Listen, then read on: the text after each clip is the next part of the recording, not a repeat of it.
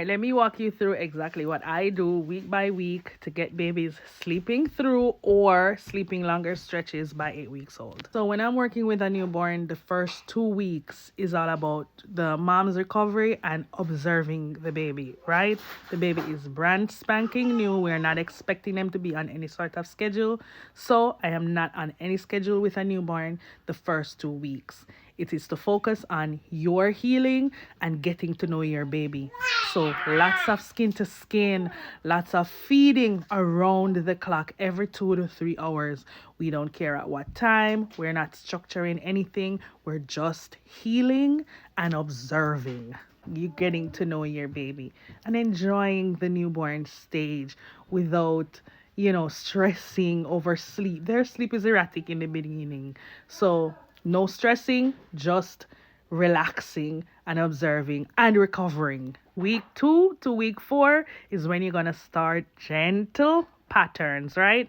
So for me, when I'm working with a newborn, what I have observed over the past 10 plus years I've been doing this job is that newborns around 2 weeks start to wake up. Before they're very sleepy, they're tired, they're sluggish, but that 2 week, that day they hit 2 weeks, for me, it's like they've woken up.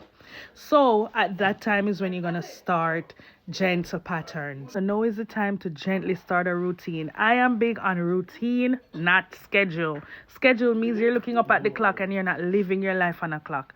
Just a routine. You want to keep your baby's wake windows very short. Wake windows mean it's the time that they've woken up to the time that they're going back to sleep.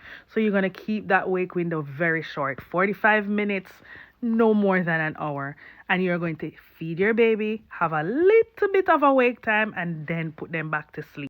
And this sort of routine is going to help with overtiredness so that your baby is not overtired, which leads to better naps and better nighttime sleep. So you're going to feed your baby, have them up for a little bit of wake time, and then put them right back down to sleep. And this is happening 2 to 4 weeks. Okay, we're at week 4 to 6.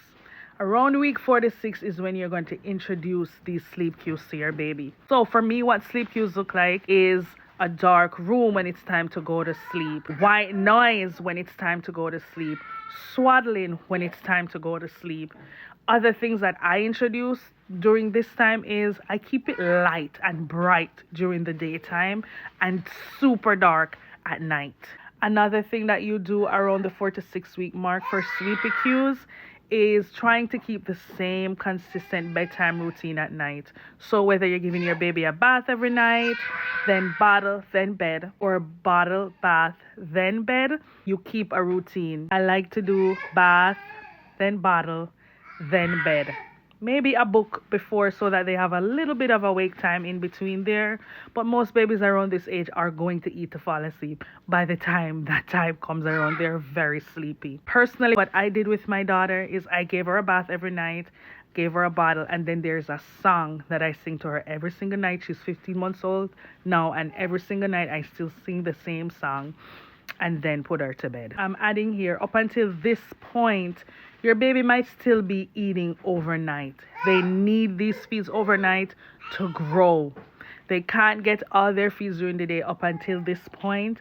So, yes, your baby will be waking up overnight still for food, but you should only be feeding them and putting them right back to sleep. We eat and we go back to sleep.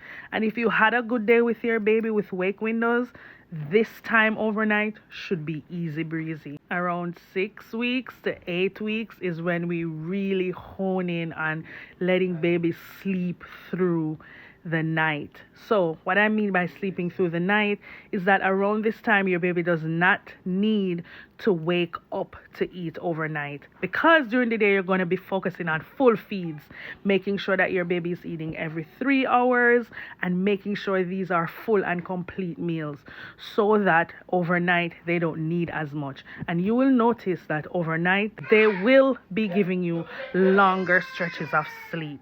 This time you will not wake them up to eat, you will allow them to wake you. A lot of babies naturally on their own will start to give you these longer stretches, and that is what you should encourage so that it can get you to where they're sleeping through the night. Okay, that is my step-by-step method of how I get most babies sleeping through or sleeping most of the night by 8 weeks. And there would be no need for crying it out, just rhythm and trust. That's it, that's all. Hope this helps. See you in the next one. Bye.